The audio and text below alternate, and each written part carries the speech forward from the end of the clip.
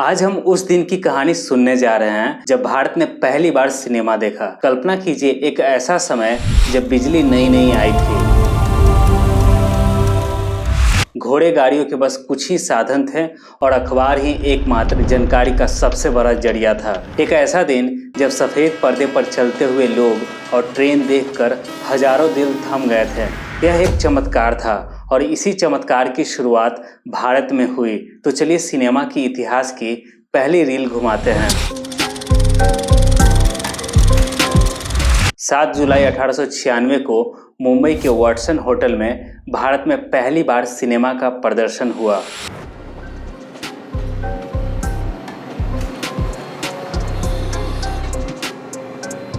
लगभग शाम 6 बजे 200 रईस लोग एक ऑडिटोरियम में इकट्ठा हुए थे, जहां फ्रांस के लुमियर ब्रदर्स द्वारा बनाई गई फिल्मों को एक सफेद पर्दे पर दिखाया गया।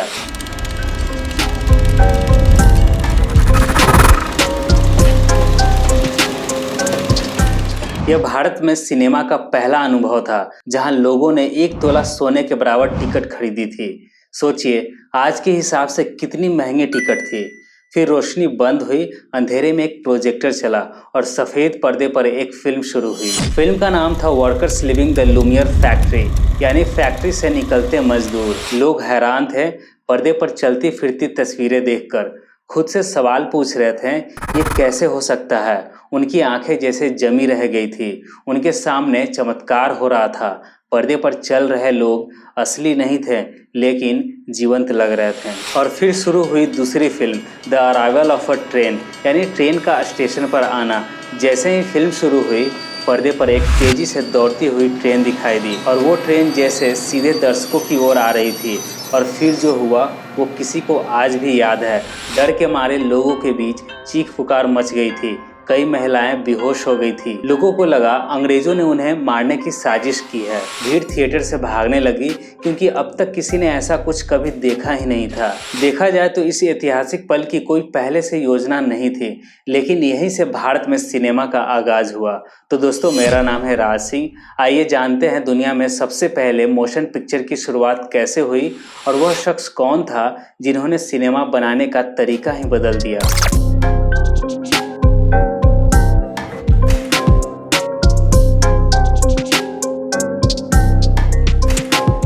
भारत में जो चमत्कार 1896 में देखा गया, उसकी शुरुआत हुई थी कई साल पहले, 1878 में। तो चलिए शुरू करते हैं एडवर्ड माइब्रिज की एक फिल्मी स्टोरी।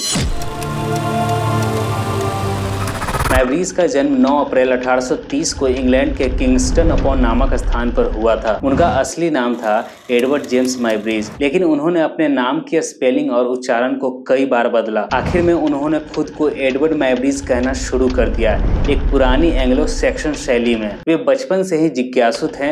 1851 में वे अमेरिका चले गए। उस समय कैलिफोर्निया में गोल्ड रश का दौर था। गोल्ड रश यानी सोने की तलाश करने वाले खनिजों के साथ साथ व्यापारी और अन्य लोग भी उस क्षेत्र में आते हैं, जिससे गांव और शहरों का तेजी से विकास होता है और हर कोई कुछ बड़ा करना चाहता था। माइब्रिज भी कुछ अलग करने निकले थे। शुरुआत में उन्होंने एक किताब की दुकान में काम किया, लेकिन जल्द ही उन्हें फोटोग्राफी में गहरी दिलचस्पी हो गई। वे यूरोप लौटे और वही फोटोग्राफी की तकनीकी सीखी। 1860 से 70 के दशक में माइब्रिज ने अमेरिका के वनों, झरनों और पर्वतों की अनगिनत तस्वीरें ली। उनके लैंडस्केप फुटेज बहुत वायरल हुआ। लेकिन माइब्रिज का जीवन तब बदल गया जब एक अमीर बिजनेसमैन और कैलिफोर्निया के गवर्नर लीलैंड स्टैनफोर्ड ने एक सवाल पूछा, और वह सवाल था, क्या दौड़ते समय घोड़े के चारों पैर कभी हवा में हो सकते हैं? स्टैनफोर्ड ने माइब्रिज को इस रहस्य को उजागर करने का जिम्मा दिया। फिर 1878 का वह ऐतिहासिक दिन, माइब्रिज ने 12 कैमरे एक लाइन में सेट किए और हर कैमरा एक पतली डोरी से जुड़ा हुआ था। जैसे ही धागे को घोड़ा पार करता, कैमरा ऑन हो जाता। उन्होंने 40 स्टील कैमरों से एक घोड़े की दौड़ को कैप्चर किया। जब उन्होंने इस तस्वीरों को एक के बाद एक तेजी से चलाया, तो उन्होंने देखा घोड़ा दौड़ता हुआ दिखाई दे रहा है। यहीं से दुनिया को मिला मूविंग पिक्चर का आइडिया और जन्म दिया मोशन पिक्चर टेक्नोलॉजी को। यह सिर्फ एक वैज्ञानिक खोज नहीं थी, बल्कि सिनेमा की दिशा में पहला कदम था। मैब्रिज ने इस तकनीक को जू प्रेक्सिस्कोप नामक एक मशीन में इस्तेमाल किया, जिसे चित्रों को तेजी से चलाकर उन्होंने मूविंग इमेज बनाई। इसके बाद 1880 के दशक में मैब्रिज ने मानव शरीर की गति पर प्रयोग किए। इंसानों को चलते, दौड़ते, कूदते हुए कैमरे में कैद किया। उनकी किताब एनिमल लोकोमोशन आज भी विज्ञान, कला और फिल्म स्कूलों में पढ़ाई जाती है। 8 मई 1904 को उनकी मृत्यु हो गई। आज जब हम किसी फिल्म को देखते हैं या स्लो मोशन का आनंद लेते हैं तो हमें मैब्रिज को याद करना चाहिए। मैब्रिज ने साबित किया कि तस्वीरें सिर्फ छवियां नहीं होती, वो समय को कैद कर सकती है और कहानियां सुना सकती है। इसके बाद आए लुई और अगस्त लुमियर। फ्रांस के दो भाइयों ने 1895 में पहली बार जनता के सामने सिनेमा पेश किया। तो आइए जानते हैं कौन थे लुई और अगस्त लुमियर।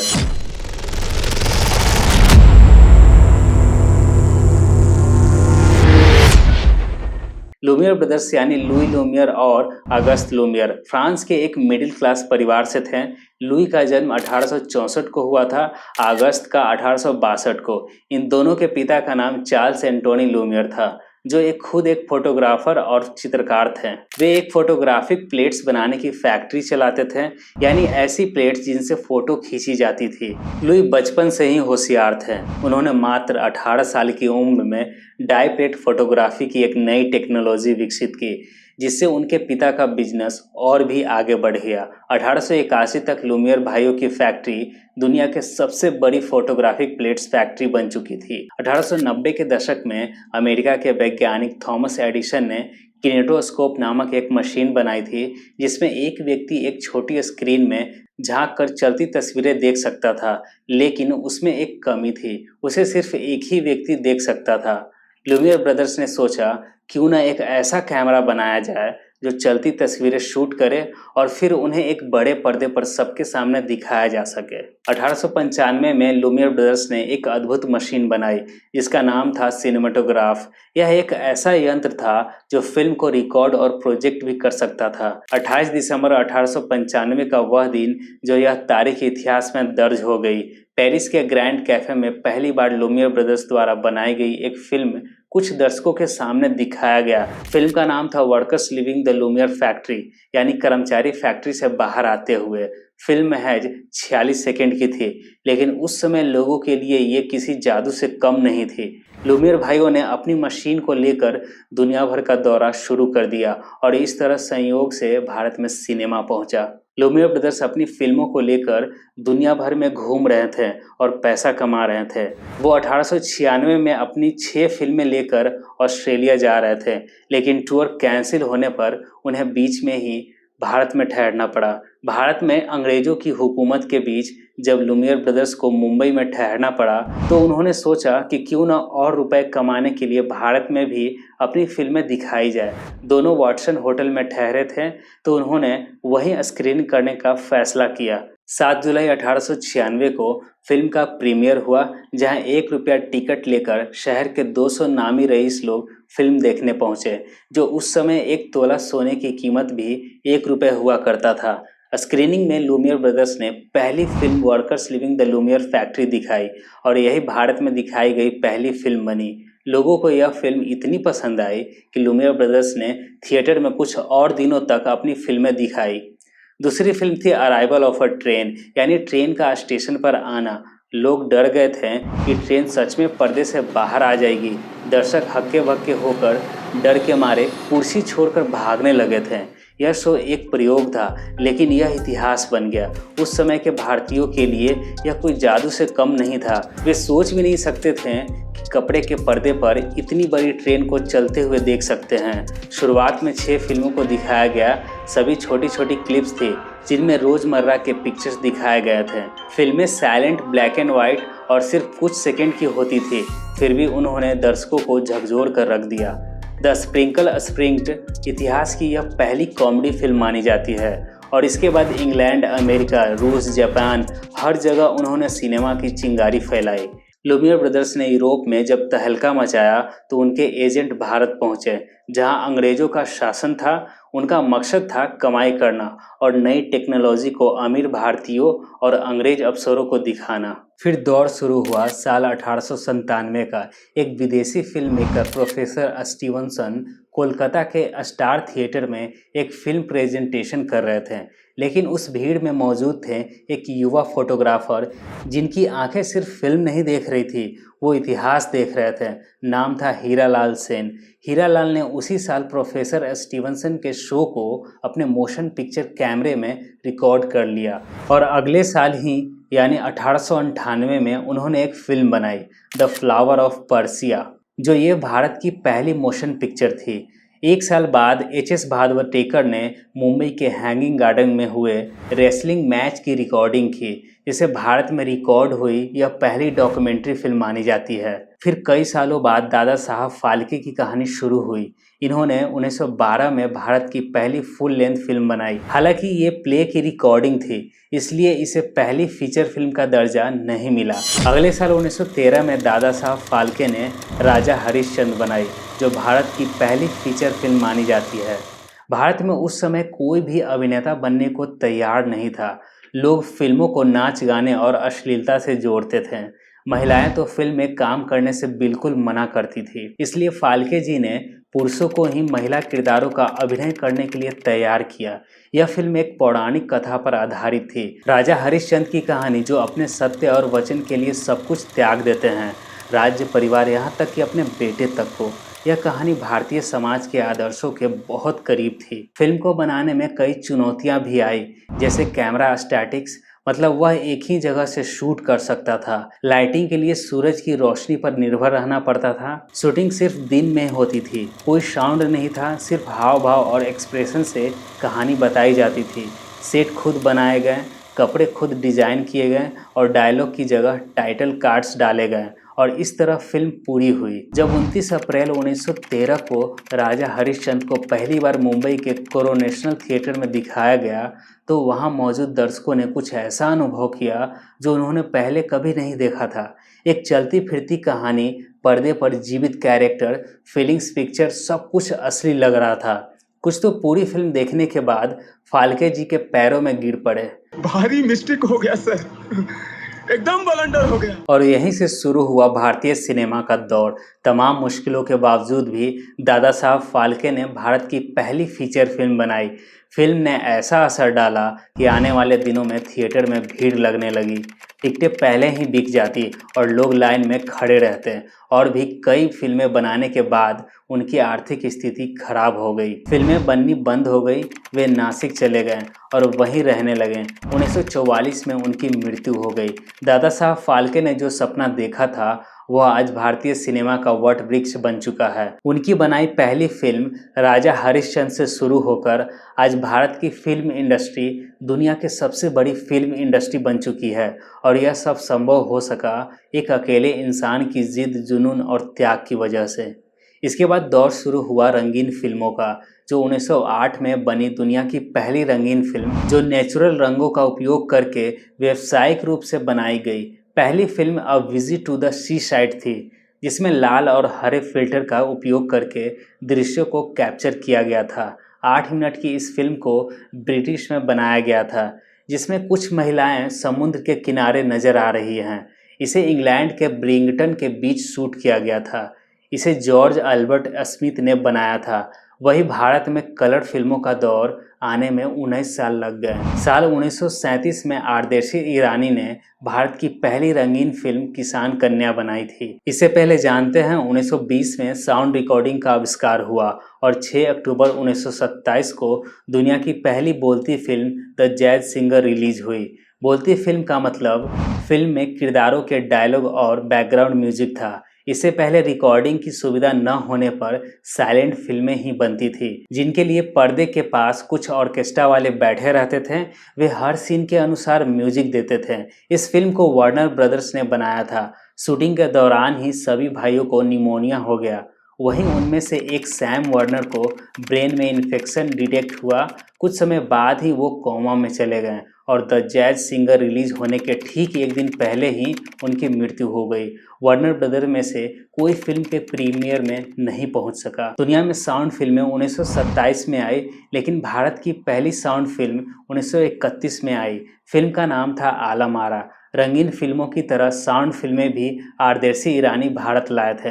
जब भी हम भारतीय सिनेमा की बात करते हैं तो हमारे जहन में कई महान हस्तियों के नाम आते हैं, दादा साहब फाल्के, सत्यजीत रे, राज कपूर, लेकिन एक नाम जो अक्सर छूट जाता है वो है आरदेशी ईरानी। क्या आप जानते हैं कि भारत में पहली बोलती फिल्म आलम आरा के निर्माता और निर्देशक यही थे। आरदेशी ईरानी का जन्म उस दौर में हुआ था जब भारत में मनोरंजन के साधन बहुत सीमित थे।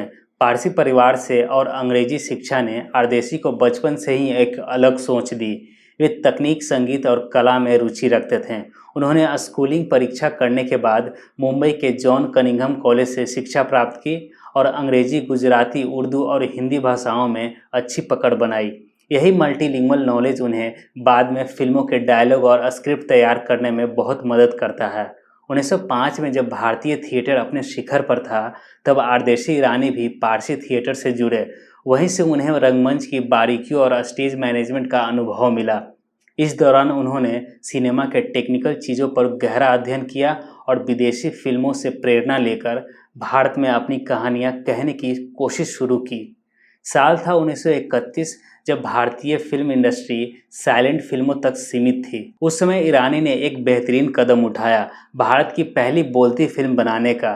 फिल्म का नाम था आलम आरा। इसके प्रमुख कलाकार थे मास्टर विट्ठल, जुबैदा और पृथ्वीराज कपूर। पहली बार इस फिल्म में गाने का रिकॉर्डिंग किया गया, जो पूरे 7 गाने थे। फिल्म न केवल टेक्निकल रूप से एक चमत्कार थी, बल्कि इसने भारतीय समाज को सिनेमा के एक नए युग में प्रवेश कराया। साउंड रिकॉर्डिंग, संगीत, डायलॉग, ये सब पहली बार भारतीय जनता ने पर्दे पर देखा। ईरानी ने तनार सिंगल सिस्टम का इस्तेमाल किया, जिससे आवाज़ और वीडियो का एक साथ रिकॉर्डिंग किए जा सकते थे। यह भारत में पहली बार हुआ। अगर दादा साहब फाल्के भारतीय सिनेमा के जनक थे, तो आरदेशी ईरानी उनकी आवाज़ थे। 1915 में फिल्म के सेट बड़े बनाए जाने लगे। सॉफ्ट लाइट, स्पॉटलाइट और सॉफ्ट फोकस भी इसी समय इस्तेमाल किए जाने लगा। 1920 में यूएसए यानी हॉलीवुड में फिल्में बड़े स्तर पर बनने लगी, जो 1920 तक यूएस में 800 फिल्में बनती थी, जो दुनिया का 80% फिल्म प्रोडक्शन था। इसके बाद दौर शुरू हुआ फिल्मों की कमाई की, जो 1904 में बॉक्स ऑफिस शब्द को फिल्मों की कमाई का अंदाजा लगाने के लिए शुरू किया गया। ये शब्द 1786 से थिएटर की टिकट सेलिंग विंडो के लिए इस्तेमाल किया जाता था, लेकिन 1904 से इसे फिल्मों के कलेक्शन के लिए इस्तेमाल किया जाने लगा।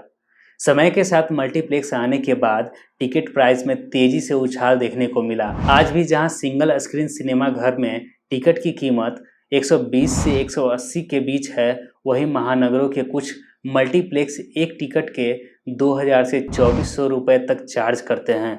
25 जनवरी को रिलीज हुई पठान की टिकट गुरुग्राम स्थित एम्बियंस मॉल में 2400 रुपए तक बेची गई थी। वहीं आदि पुरुष की टिकट की कीमत 2200 रुपए तक की थी।